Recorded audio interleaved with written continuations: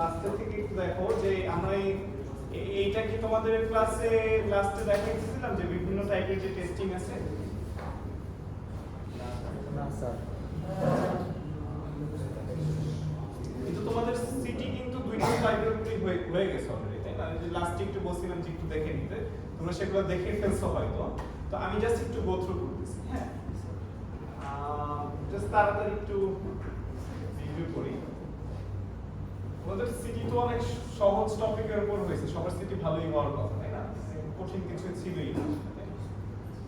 আর কোর্সটা এত কঠিন না, অনেক ইঞ্জিনিয়ারিং কোর্স, মানে আগেই বলছি যে সফটওয়্যার টেস্টিং এর যাই তোমরা দেখবো, তোমরা হয়তো আগেই তোমাদের কোড চেক করা বা টেস্ট করার জন্য অনেক মেকানিজমই জেনে বা না জেনে টেস্ট মানে কি কোর্স ইউজ করছো, ওকে?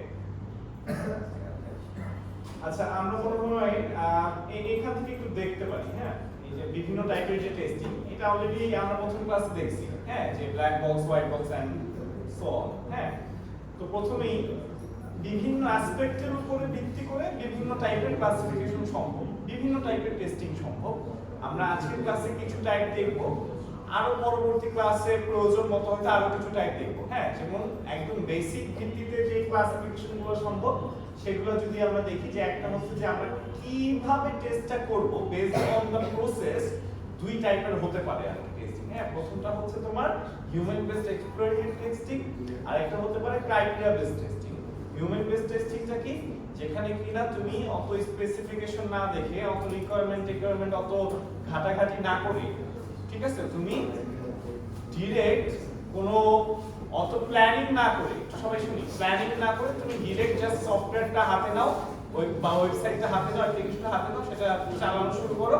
চালাতে চালাতে তোমার যে আইডিয়া হয় সেই আইডিয়া মোতাবেক তুমি টেস্ট করতে শুরু করো। ধরো ফর এক্সাম্পল তুমি একটা ওয়েবসাইট, নতুন ওয়েবসাইট তুমি যখন ভিজিট করো, তখন তুমি যে প্রথম এক্সপ্লোর করো, ওইখানে যদি কোনো বাগ থাকে, তুমি হয়তো তোমার চোখে পড়ে, তোমার ওইখানে তোমার যে আন্ডারস্ট্যান্ডিং একটা অ্যাপ্লিকেশন কেমন হওয়া উচিত, সেই জ্ঞান থেকে তুমি যে এক্সপ্লোর করে করে চেষ্টা করো, সেটাই হচ্ছে এক্সপ্লোরেটরি টেস্টিং, ঠিক আছে? আর ক্রাইটেরিয়া বেসড টেস্টিং হচ্ছে আমরা স্পেসিফিকেশন মোতাবেক কিছু প্ল্যান করি, আমাদের টেস্টিংটা কি হবে, কিছু স্ক্রিপ্ট বা কিছু ডকুমেন্ট হয়তো আমরা মেইনটেইন করি, বা কিছু ক্রাইটেরিয়ার বেসিসে আমরা যে টেস্টিংগুলো করি, ঠিক আছে? আর আর নলেজ, আমরা আসলে কোডটা বা সফটওয়্যার সম্পর্কে কতটুকু জানি বা কতটুকু দেখি, এটার বেসিসে ভাগ করে যে টেস্টগুলো মানে টেস্টিং এর যে টাইপগুলো সম্ভব, সেটা দুই টাইপ, ঠিক আছে? একটা হচ্ছে ব্ল্যাক বক্স, একটা হচ্ছে হোয়াইট বক্স। ব্ল্যাক বক্স হচ্ছে যে আমরা যে জিনিসটা বা যে সফটওয়্যারটা আমরা টেস্ট করতেছি, সেইটা ইমপ্লিমেন্টেশন বা সেটার ভিতরের জিনিসপাতি সম্পর্কে যদি দেখে তারপর টেস্ট করি, সেটা হোয়াইট বক্স টেস্টিং। আর যদি না দেখে টেস্ট করি, সেটা হচ্ছে ব্ল্যাক বক্স, ঠিক আছে? আচ্ছা, এখানে কিছু एग्जांपल আছে, এটা একটু দেখে নিও, অলরেডি তোমরা দেখছো, হ্যাঁ। আর স্ট্যাটিক বা ডাইনামিক হচ্ছে আমরা যখন আমরা যে সফটওয়্যারটা বা কোডটা আমরা এক্সিকিউট মানে টেস্ট করব, সেটা যদি এক্সিকিউট করে টেস্ট করি, তাহলে হচ্ছে ডাইনামিক টেস্টিং। আর যদি না করে টেস্ট করি, সেটা হচ্ছে স্ট্যাটিক টেস্টিং, হ্যাঁ। যেমন একটা एग्जांपल যদি দেই, সেটা হচ্ছে যে ধরো আমরা যদি একটা গাড়ি কিনতে যাই, গাড়ি তো প্রথমেই গিয়ে স্টার্ট করে আমরা চেক করি না, ঠিক আছে? আমরা কি করি, যে প্রথমে তার লুকটা দেখি, টায়ার দেখি, ইঞ্জিন দেখি বাইরে থেকে, স্ট্যাটিক টেস্টিং। এরপরে হচ্ছে আমরা কি করি, স্টার্ট দিয়ে বা রান করে হচ্ছে দেখি, সেটা হচ্ছে তখন ডাইনামিক টেস্টিং, ঠিক আছে? স্যার সফটওয়্যারটাতে কি রকম? সফটওয়্যার ক্ষেত্রে ধরো তুমি একটা কোড ইন্সপেক্ট করতেছো বা রিভিউ করতেছো, হ্যাঁ, সেটা ধরো স্ট্যাটিক টেস্টিং, ঠিক আছে? আর রান করে ইনপুট আউটপুট দেখে, সেটা হচ্ছে তোমার স্যার হ্যাঁ বলো। Sir black box testing by default dynamic না? Black box testing by default dynamic না। এটার एग्जांपल তো এই যে এখনই এটা তো তোমাদের প্রথম স্লাইড সিটিতে ছিল, তুমি আমি তো প্রথম সিটিতে দুইটা স্লাইড একটু রাখছিলাম, যেহেতু অল্প কিছু বাকি ছিল, জিনিসগুলো দেখলেই বোঝা যেত।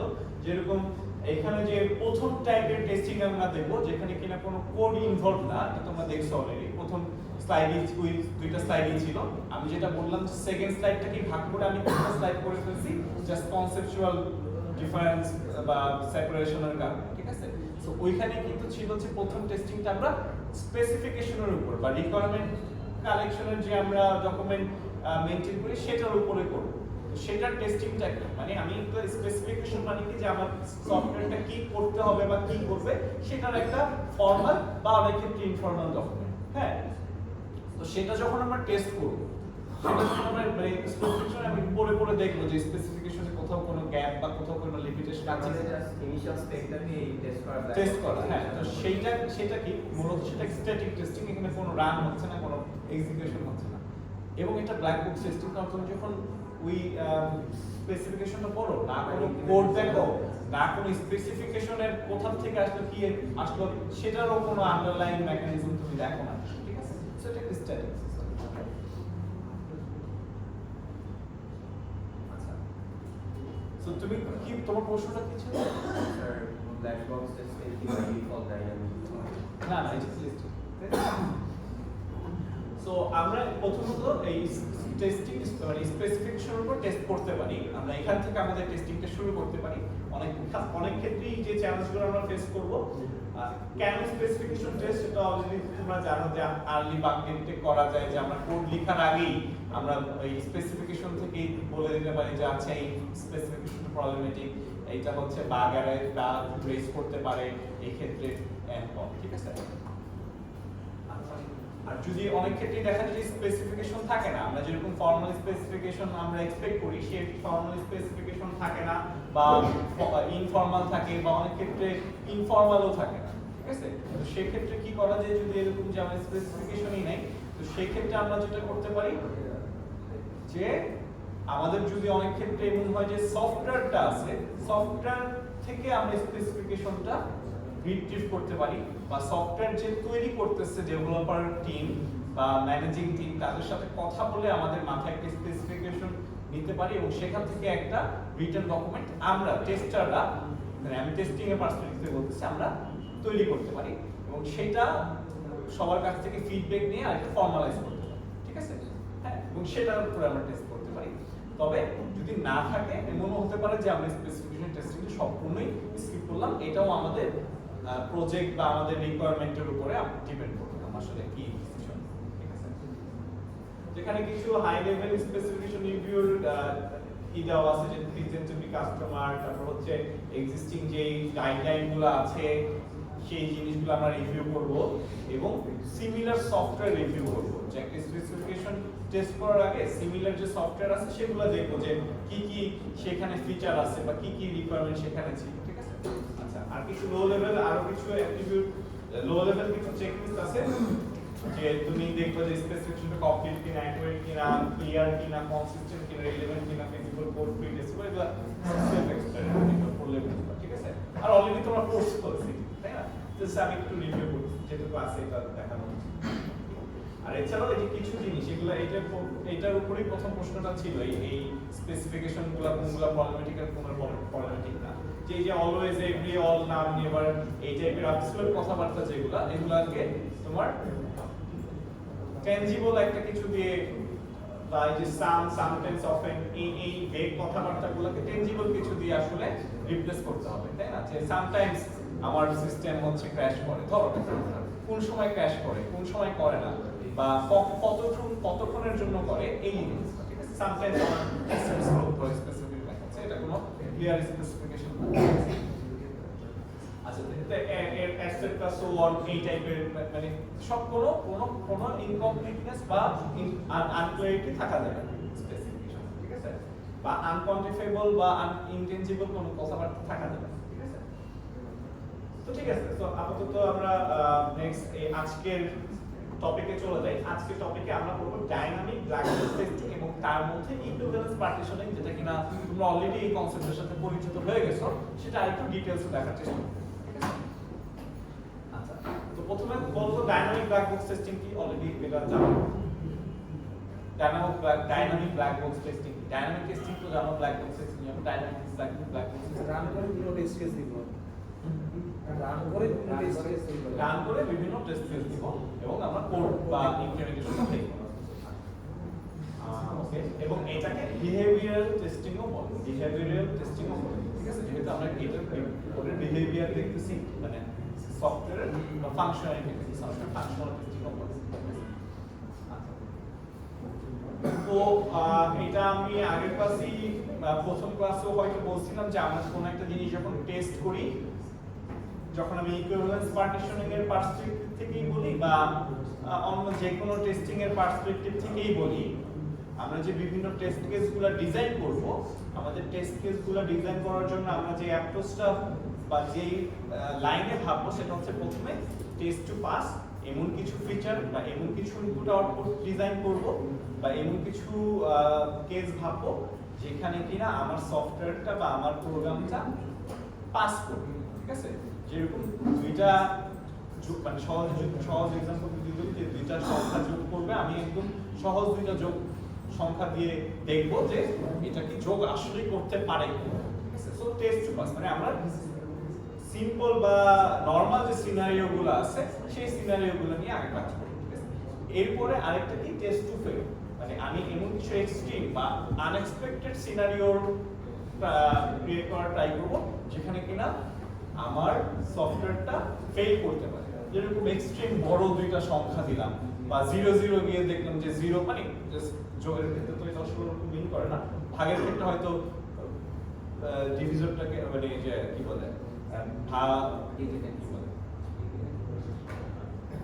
ডিভিডেন্ড আচ্ছা যাই হোক, মানে সেকেন্ড যে সংখ্যাটা সেই সংখ্যাটাকে দিয়ে দেখবো যে 0 দিয়ে দেখবো যে এটা ঠিক হয় কিনা, মানে এরকম সিনারিও দেখবো যে টেস্ট টু ফেল, আমি চাবো যে আমার সিস্টেমটা ফেল করবে। তো এই দুইটা আমাদের থাকে, চিন্তা আমাদের থাকে। ঠিক আছে, তো এখন দেখি যে টেস্ট কেসগুলা কিরকম হয়। সচরাচর এরকম টেস্ট কেসগুলা এই টাইপের হয়। ঠিক আছে, এটা হচ্ছে লো লেভেলও না, টেস্ট কেসের যেই ডেসক্রিপশনটা সেটা আমরা এভাবে দিয়ে থাকতে পারি যে আমাদের যে ইনপুটগুলা কি হবে, ঠিক আছে, হ্যাঁ, এবং সেটার অপারেশনটা কি হবে এবং এক্সপেক্টেড আউটপুট কি হবে, এটা দেখে দেখে আমরা এরকম লিস্ট দেখে দেখে আমরা টেস্টগুলো করতে পারি। ঠিক আছে, এবং এরকম একাধিক টেস্ট কেসের বা এরকম একটা গ্রুপকে আমরা বলবো টেস্ট গ্রুপ। ঠিক আছে, আমাদের পুরো সফটওয়্যারের যতগুলো টেস্ট কেস আছে এই পুরো লিস্টটাকে আমরা বলবো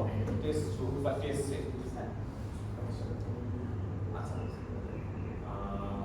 এখন আসলে ইকুইভ্যালেন্স পার্টিশনিং কি? ইকুইভ্যালেন্স পার্টিশনিং অলরেডি তোমরা জানো যে একটা সেট অফ টেস্ট কেস যেখানে কিনা প্রত্যেকটা টেস্ট কেস হচ্ছে তোমার সিমিলারলি ওয়েটেড, সিমিলার একটা গ্রুপকে আর কি রিপ্রেজেন্ট করে। বুঝা গেছে? মানে সেখান থেকে একটা টেস্ট কেসের বিহেভিয়ার দেখলেই আমরা বুঝি যে বাকি টেস্টগুলোর ক্ষেত্রেও সিমিলারলি আমার সফটওয়্যারটা হচ্ছে বিহেভ করবে। ঠিক আছে, একটু মানে ফর্মাল যে ডেফিনিশনগুলো আছে এগুলো একটু এখান থেকে দেখে, ঠিক আছে, যে যদি ডেফিনিশন চাওয়া হয় পরীক্ষায় যে ইকুইভ্যালেন্স পার্টিশনিং কি, যদি একটু ফর্মালিটি মতো লিখতে পারি। ঠিক আছে, কিন্তু কনসেপ্টটা তো সবাই আমরা জানি, তাই না? তো এরকম কোন একটা পার্টিশনিং করার ক্ষেত্রে হ্যাঁ আমরা প্রথমে যেটা ভাববো যে দুইটা ট্রিভিয়াল পার্টিশন হবে, এটা ফর শিওর। ঠিক আছে, একটা হচ্ছে যে যেগুলো test to pass test to fail, মানে একটা হচ্ছে তোমার এক্সপেক্টেড ইনপুট, হ্যাঁ, আরেকটা মানে যেখানে কিনা তোমার সফটওয়্যার বা প্রোগ্রামটা একটা ঠিকঠাক আউটপুট দেওয়ার কথা, আরেকটা হচ্ছে তোমার আনএক্সপেক্টেড ইনপুট বা ইনভ্যালিড ইনপুট যেখানে কিনা তোমার সফটওয়্যারটা ফেল করার কথা, যে এরকম করে একটা এক্সট্রিম বা ইনভ্যালিড সিনারিও। ঠিক আছে, সো এই দুইটা পার্টিশনের সম্ভব এবং এই দুইটা পার্টিশনের মধ্যে আবার তোমার প্রোগ্রামের ফাংশনালিটি বা বিহেভিয়ার ওয়াইজ আবার মাল্টিপল সাব গ্রুপিং বা মাল্টিপল পার্টিশনিং সম্ভব। এখন যদি একটা সিম্পল এক্সাম্পল থেকে যদি চিন্তা করি যে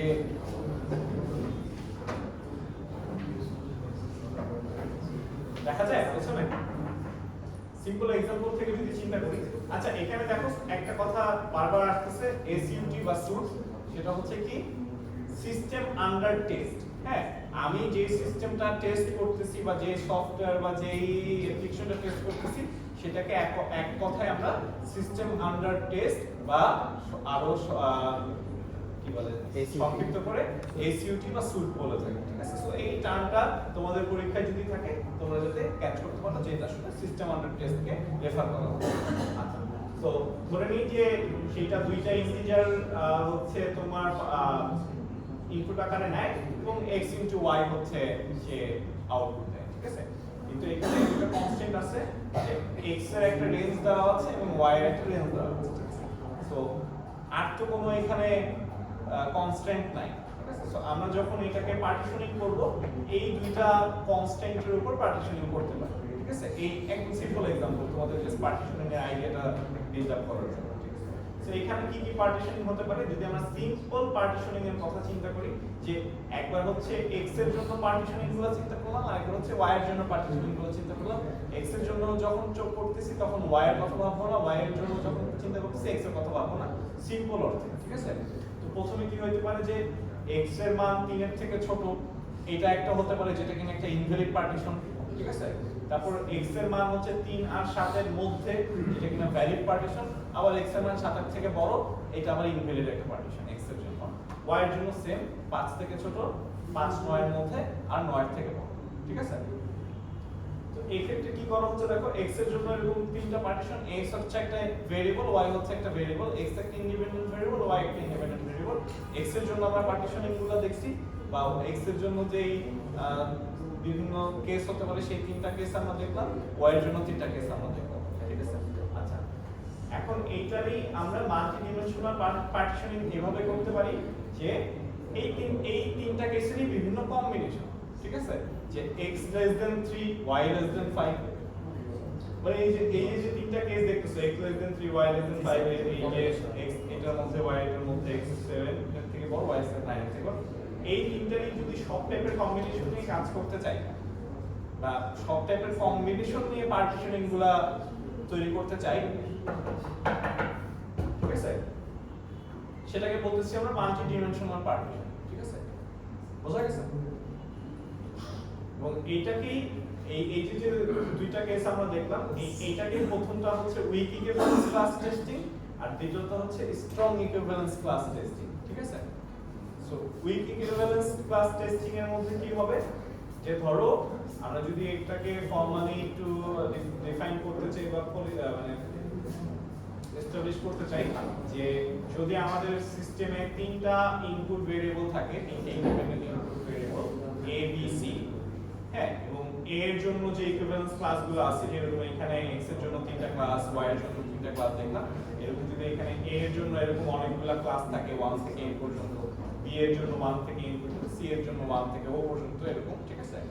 তাইলে উইক ইকুইভ্যালেন্স ক্লাস টেস্টিং টা হবে কি, এই উইক ইকুইভ্যালেন্স ক্লাস টেস্টিং এর total number of test case হবে হচ্ছে এই যে a এর যে ইকুইভ্যালেন্স ক্লাসের সংখ্যা, b এর যে ইকুইভ্যালেন্স ক্লাসের সংখ্যা এবং c এর যে ইকুইভ্যালেন্স ক্লাসের সংখ্যা তার ম্যাক্সিমামটা, ঠিক আছে? আর স্ট্রং ইকুইভ্যালেন্স ক্লাস টেস্টিং এর মধ্যে টেস্ট কেসগুলোর সংখ্যা কি হবে, সবগুলো গুণ হবে, ঠিক আছে? বোঝা গেছে? সো এখানে দেখো, এখানে তাহলে এইখান থেকে টেস্ট কেস তাহলে কয়টা হইতে পারে বলো তো? যে সিম্পল পার্টিশনিং বা উইক ইকুইভ্যালেন্স ক্লাসের সাথে এই एग्जांपलेর জন্য উইকের জন্য 3 কেন? এখানে x এর জন্য আছে 3টা, y এর জন্য আছে 3টা, ম্যাক্সিমাম হচ্ছে 3, তাহলে 3, ঠিক আছে?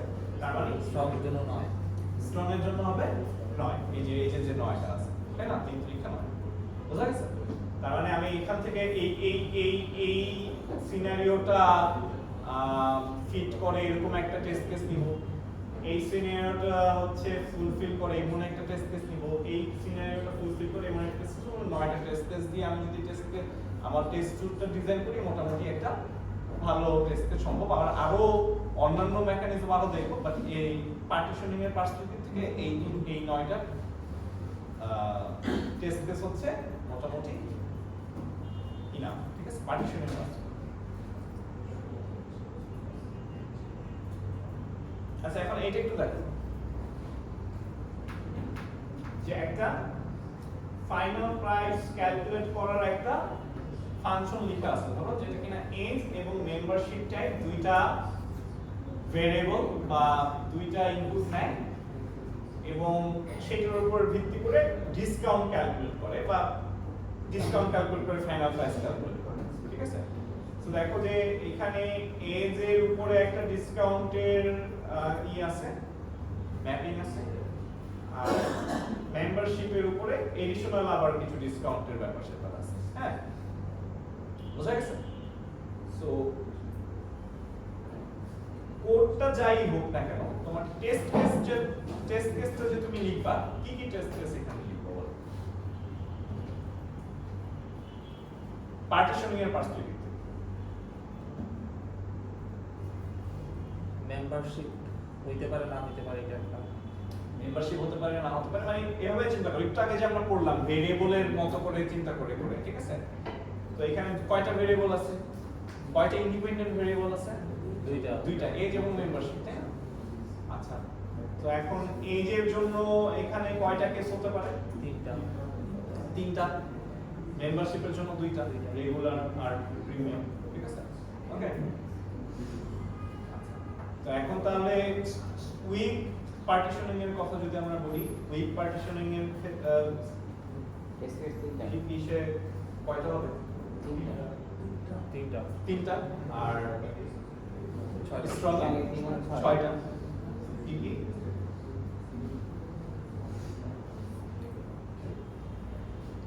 এই যে দেখো এক্সাম্পল গুলো আছে, এই যে উইকের জন্য যে তিনটা, সেটা কিভাবে আমরা আসলে ডিজাইন করব দেখো, যে এজ -18, তারপর এই যে এজের জন্য যে তিনটা আছে সেই তিনটা টেস্ট কেসে আমরা ডিস্ট্রিবিউট করব, ঠিক আছে? আর বাকি মেম্বারশিপের যে ভ্যালুগুলো সেগুলো এখান থেকে এনে রেগুলার, প্রিমিয়াম, রেগুলার এরকম করে দিয়ে দিতে পারবো। বোঝা গেছে? বুঝছি। তুমি বুঝা নাই? এইটা মানে যেটা কিনা ম্যাক্সিমাম সেটা সবগুলোই থাকবে, আর যেটা কিনা মিনিমাম সেটা এনে ওইটা তো সবগুলা কভার করাই যাবে, কারণ এটা তো আরো ছোট। মানে আমার কথা হচ্ছে সবগুলাই এই উইকের ডেফিনেশনটা আমি কিন্তু ক্লাসে তোমাদের জাস্ট কনসেপ্টের সাথে পরিচিত করাতে চাই, যে ফর্মাল ডেফিনেশনগুলো আছে এগুলো যদি পরীক্ষায় আসে তোমাদের কিন্তু লিখতে হবে, তাই না? সো ফর্মাল ডেফিনেশনগুলো একটু তোমরা নিজেরা কিন্তু দেখে নিও, ঠিক আছে? তো যেটা বলতেছিলাম যে উইক ইকুইভ্যালেন্ট যেটা চাই, যে এই যে বিভিন্ন টাইপের কেস বা বিভিন্ন টাইপের ইকুইভ্যালেন্স ক্লাস করতেছি প্রত্যেকটা ভেরিয়েবলের জন্য, প্রত্যেকটা যাতে অ্যাট লিস্ট একবার করে আমার টেস্ট কেসে কোনো না কোনো ভাবে থাকে। বোঝা গেছে? তো এখানে দেখো এটাও থাকবে, এটাও থাকবে, এটাও থাকবে, আর এগুলো তো যদি প্রত্যেকটা একটা স্যার এখানে যদি তিনটা ইন্ডিপেন্ডেন্ট ভেরিয়েবল হইতো আর হচ্ছে 3 2 2 হইতো, তাহলে উইকটাকে আমি ডিজাইন করতাম, কারণ আমি যদি ম্যাক্সিমামটা দেই ওইটার পাশে তো আরো চারটা কম্বিনেশন আমার দিতে হয়। প্রত্যেকটা কম্বিনেশন লাগবে না, প্রত্যেকটা ক্লাস একবার করে লাগবে। ও আচ্ছা, হ্যাঁ বুঝা গেছে? বুঝছি। কম্বিনেশন, প্রত্যেকটা কম্বিনেশন তুমি যেটার কথা বলছো সেটা হচ্ছে স্ট্রং। তুমি এখন যেটা বলছো পরবর্তীটাকে স্ট্রং এর মতো করে নাও, দুইটা উইকের ক্ষেত্রে জাস্ট প্রতিটা ক্লাস আমার হিসেবে বলি একবার করে, মানে এখানে যে ক্লাসগুলো আছে এখানে যেমন একটা দুইটা তিনটা, এই একটা দুইটা, এই প্রত্যেকটা ক্লাস যাতে একবার করে থাকে, তাই তো এখানে দেখো যে এই যে দেখো এই যে এদের সাথে রেগুলার, তারপর এটার সাথে প্রিমিয়াম, তারপর এটার সাথে একবার করে নিচ্ছে, এটা হচ্ছে আমার উইক ইকুইভ্যালেন্স ক্লাস হয়ে গেছে, হ্যাঁ? আর স্ট্রং এর ক্ষেত্রে কি প্রত্যেকটা কম্বিনেশন আছে, 3 2 6, 6টাই আছে, ঠিক আছে? এবার দেখো নেক্সট ডে আরেকটা एग्जांपल আছে। এইখানে যেটা করবে যে একটা ডেট দিলে, এটা একটা অ্যাপ্লিকেশন ধরো, ঠিক আছে? এখানে একটা ডেট দিলে তার পরের ডেটটা আমাকে জাস্ট পরে এমন একটা প্রোগ্রাম, তার পরের ডেটটা আমাকে জাস্ট, ঠিক আছে? আর জাস্ট সিম্পলিসিটির জন্য, সিম্পল রাখার জন্য ধরে নিলাম যে আমাদের যে ইয়ারগুলা, যে ডেটগুলো দেওয়া হবে তার ইয়ার থাকবে 1824 থেকে 2024, জাস্ট ধরে নিলাম ধরো আমাদের এই एग्जांपलेর জন্য, ঠিক আছে? আচ্ছা, তো এই ক্ষেত্রে আসলে কি কি কমপ্লিকেশন হতে পারে? বাইরে চলে যেতে পারে ইয়ারের একটা কম্বিনেশন হচ্ছে লিপ ইয়ারের যে কমপ্লিকেশনটা সেটা হইতে পারে, ঠিক আছে? যে মানে এই কিছু কিছু যে আছে যে 4 দিয়ে বিভাজ্য হলেও আসলে লিপ ইয়ার না, সেই জিনিসগুলো, ঠিক আছে? তো এরকম যে সালগুলো আছে সেগুলো ধরো এই যে এই সালগুলো যেরকম লিপ ইয়ার, তো ইভেন দো এটা মনে হয় লিপ ইয়ার, এটা কেন না, এটা তোমরা লিপ ইয়ারের লজিক তো অবশ্যই তোমরা সবাই জানো, তাই না? আচ্ছা, তো এই যে এক্সেপশনাল সালগুলো আছে যেগুলো লিপ ইয়ার মনে হলো লিপ ইয়ার না, সেই সালগুলোর মধ্যে যে 1900 যে সালটা, হ্যাঁ, এই সালটা দেখো আমাদের যে রেঞ্জটা আছে সেই সালটার মধ্যে আছে, বাকিগুলো নেই। ঠিক আছে, সো বাকিগুলো নিয়ে এই এক্সাম্পলের জন্য আমাদের বাকিগুলো নিয়ে চিন্তা না করলেও চলবে। বোঝা গেছে?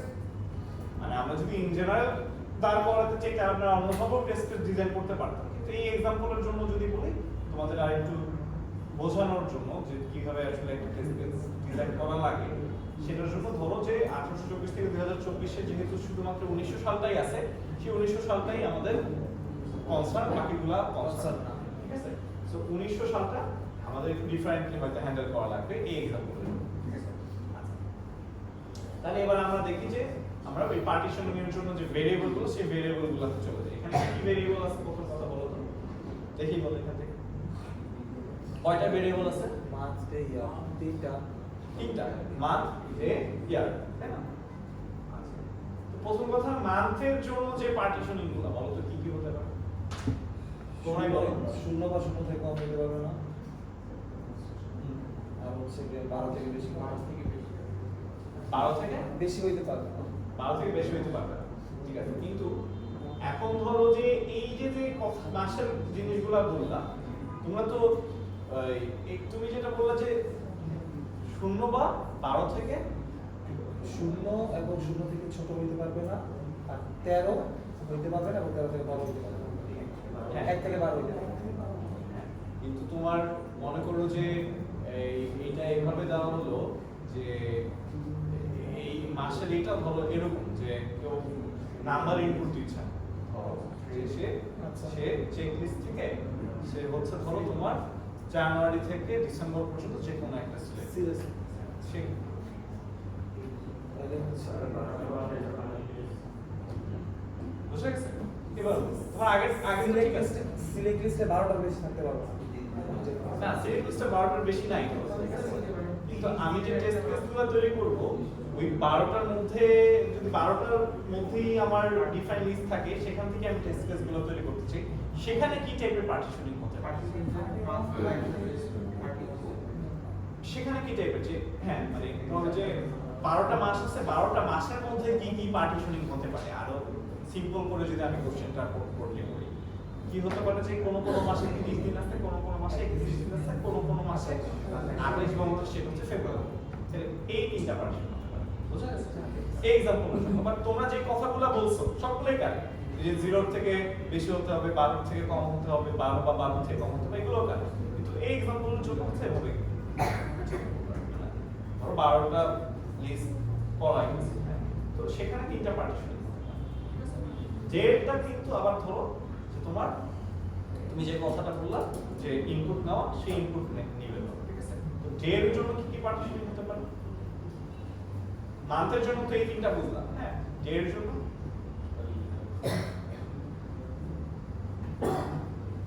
মান্থের উপর ডিপেন্ড করে যে ডে 1 থেকে 28 এর মধ্যে 1 থেকে 28 এর মধ্যে একটা হতে পারে, 1 থেকে 29 হতে পারে, একটা 30 হতে পারে, 31 হতে পারে। এই পার্টিশনিং গুলো হতে পারে যেখানে কিনা আমরা বুঝতেছি যে ভেরিয়েবলটা এই ডিফারেন্ট পার্টিশনে বা এই ডিফারেন্ট ক্লাসের মধ্যে ডিফারেন্টলি বিহেভ করতে পারে, ঠিক আছে? বুঝা গেছে? চারটা পার্টিশন বা চারটা ক্লাস। আর ইয়ারের জন্য ওই যে 1900 সালটা যে আমরা ডিফারেন্টলি কি করব, এটার জন্য একটা পার্টিশন করব, আর বাকি লিপ ইয়ার বা লিপ ইয়ার না এই দুইটার জন্য আমরা দুইটা পার্টিশন করব। বুঝা গেছে? বুঝা গেছে? এই যে এইটা হচ্ছে লিপ ইয়ার আর এটা হচ্ছে লিপ ইয়ার, দেখো তো দেখো বোঝা যাচ্ছে, দেখা যাচ্ছে তো নাকি, ঠিক না? মানে ইয়ারের জন্য তো দুইটা পার্টিশন আমরা থাকতো, যে লিপ ইয়ার অথবা লিপ ইয়ার না, ওই দুইটা ক্লাস, আর একটা হচ্ছে কি এই যে বললাম যে 1900টাকে আমাদের একটু ডিফারেন্টলি কনসিডার করা লাগতে পারে, এজন্য সেটার জন্য আরেকটা পার্টিশন, ঠিক আছে? জাস্ট एग्जांपल, বোঝা গেছে? তাহলে এই যে তিনটা ডে এর জন্য চারটা আর ইয়ারের জন্য তিনটা পাইলাম, তাহলে এবার আমরা ইয়ারের লাস্টের দুইটা হচ্ছে, লাস্টেরটা হচ্ছে যেটা কিনা লিপ ইয়ার, বুঝা গেছে? আচ্ছা, তো এখন তাহলে এখান থেকে আমরা উইক আর স্ট্রং পার্টিশনিং করতে পারবো, তাই না? উইকটা কি হবে, এই যে 4 3 3 এর ম্যাক্সিমাম কত, 4 চারটা টেস্ট কেস হবে উইক, ইকুইভ্যালেন্স ক্লাস। চারটা টেস্ট কেস কি, যে যেখানে কিনা এই চারটা কম্বিনেশনই যাতে এই প্রত্যেকটা কেসই যাতে একবার করে থাকে, তাই না? তো দেখো এখানে সেটাই করা আছে, 6, 14, 19। 6 মানে কি? জানুয়ারি, ফেব্রুয়ারি, মার্চ, এপ্রিল, মে, জুন, 31। তাহলে এইটার জন্য একটা নিছে, তারপর হচ্ছে 14, মানে এইটার জন্য একটা নিছে, তারপর হচ্ছে কি 1900,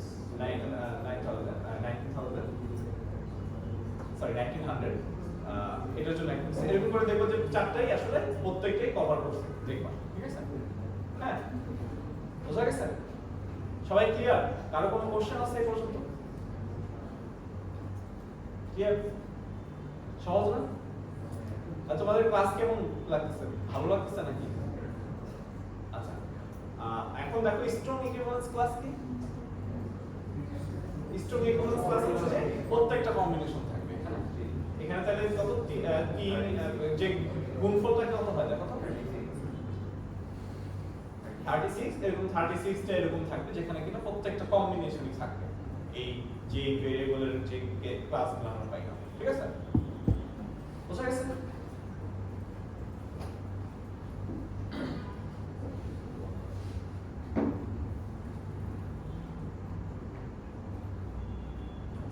শেষ করতে পারি?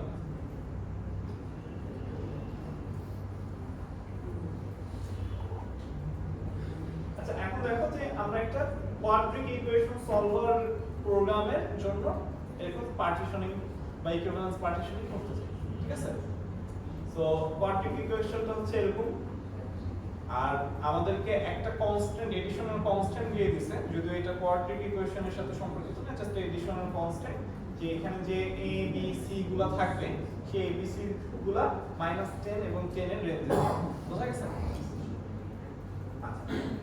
তো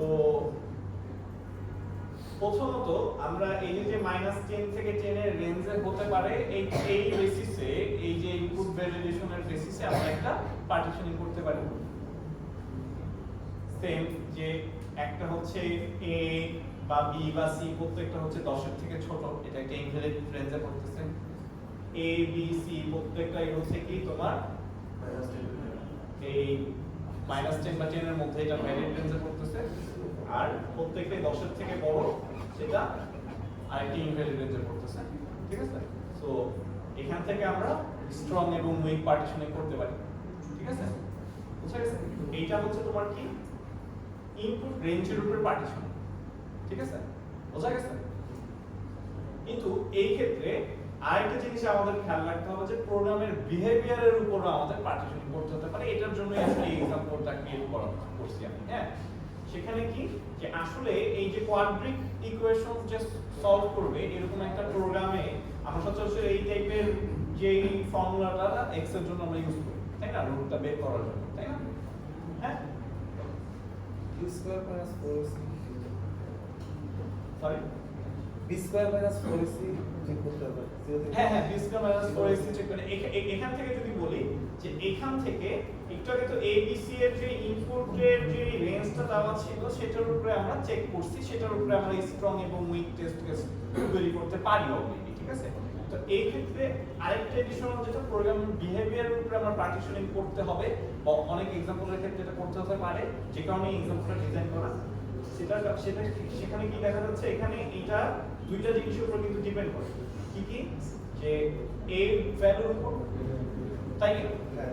a এর ভ্যালু 0 হলে সমস্যা, a এর ভ্যালু 0 হলে সমস্যা এখান থেকে দেখা যাচ্ছে, আর a এর ভ্যালু 0 হলে সমস্যা আরেকটা জায়গা থেকেও দেখা যায়, আসলে এখান থেকেই দেখা যায়। a এর ভ্যালু 0 হলে এটা কোয়াড্রিক ইকুয়েশন এর থাকে, তাই না? ঠিক কি না? তো a এর ভ্যালু 0 কিনা 0 না সেটা আমাদের চেক করতে হবে, তার মানে এখানে এটার উপরে একটা পার্টিশনিং হবে। আর b স্কয়ার মাইনাস 4ac এটাকে ডিটারমিনেন্ট বলে, মানে d, ঠিক আছে? সেটার উপরে আমাদের প্রোগ্রামের বিহেভিয়ারটা হচ্ছে ডিপেন্ড করবে। তো এর ভ্যালু 0 হলে আমাদের এটা একটা পার্টিশন, বুঝা গেছে? এর ভ্যালু 0 না হলে, এর ভ্যালু 0 হলে তো এখানেই শেষ, আর এর ভ্যালু 0 না হলে তারপর আমরা d এর ভ্যালুটা চেক করব। d এর ভ্যালু যদি গ্রেটার দ্যান 0 হয় তাহলে আমরা বুঝবো যে দুইটা রিয়েল রুট আছে, ডি এর ভ্যালু যদি 0 হয় তাহলে আমরা বুঝবো যে সিঙ্গেল একটা রুট পাবো, আমরা সিঙ্গেল রিয়েল রুট পাবো। আর ডি এর ভ্যালু যদি 0 থেকে ছোট হয় তাহলে আমরা ভাববো যে দুইটা কমপ্লেক্স বা ইমাজিনারি রুট আছে, তাই না? বোঝা গেছে? এরপরে এই যে চারটা পার্টিশন পাইলাম, এই চারটা পার্টিশনের থেকে আমরা বি আর সি এর বিভিন্ন ভ্যালু নিয়ে এই চারটা পার্টিশন বা চারটা কেস ফিট করে এরকম চারটা টেস্ট কেস তৈরি করব। বোঝা গেছে? বোঝা গেছে? যে এর ভ্যালু 0 টু 1 নিয়ে যে এর মান 0 করতেছি আমরা একবারে এর মান 0, ঠিক আছে? তারপর এর পজিটিভ ভ্যালুর জন্য বা মানে এর মান 0 থেকে বেশি ভ্যালুর জন্য আমরা এবার একবার এইটা তৈরি করার চেষ্টা করব যে এর মান যাতে 0 থেকে বেশি হয়, মানে এরকম একটা ABC নেওয়ার চেষ্টা করব যাতে এটার মান 0 থেকে বেশি হয়, আরেকটা নেওয়ার পরে পুরো 0 সমান, আর একটা নেওয়ার পরে পুরো 0 থেকে ছোট। বোঝা গেছে? কিন্তু এইখানে বলতো আমরা A আর D এর যে ভ্যালুগুলো বা রেঞ্জগুলো পাইলাম বা যে ক্লাসগুলো পাইলাম এটার উপরে আমরা স্ট্রং উইক ক্যালকুলেট করলাম না কেন আগের মতো?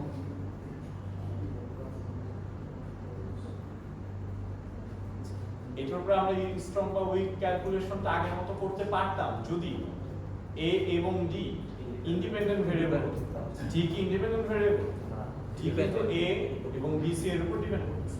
সো A আর D ইন্ডিপেন্ডেন্ট ভেরিয়েবল না, তাই আসলে আমরা আগের নিয়মে যে ক্যালকুলেশনটা করছি যে গুণ করে করে বা ম্যাক্সিমাম নিয়ে উইক বা স্ট্রং, সেটা আমরা এবার করতে পারবো না। তো এইটা আসলে এটা থেকেও strong week entity test case বের করা সম্ভব, সেটা আসলে আরেকটু মোর স্পেসিফিক সিচুয়েশন বা মানে কনটেক্সট ডিপেন্ডেন্ট, তাই সেটাতে আমরা না যেয়ে আমরা জাস্ট এভাবে পার্টিশনিং করে করে, ঠিক আছে, ওই পার্টিশন ওয়াইজ আমরা টেস্ট কেসগুলো জেনারেট করব, ঠিক আছে? সো আমরা ওই কমপ্লেক্সিটিটা যাচ্ছি না এইগুলা, হ্যাঁ? সো এই পর্যন্ত সবাই ক্লিয়ার? ঠিক আছে, ঠিক আছে। তো এখানে আরো তিনটা एग्जांपल আছে, এই তিনটা एग्जांपल পড়লে একটু বুঝবা, বা না বুঝলে আমি পরে আবার একটু দেখাই দেব। আজকে এই স্লাইডে এই পর্যন্ত আসলে, ঠিক আছে, থ্যাংক ইউ।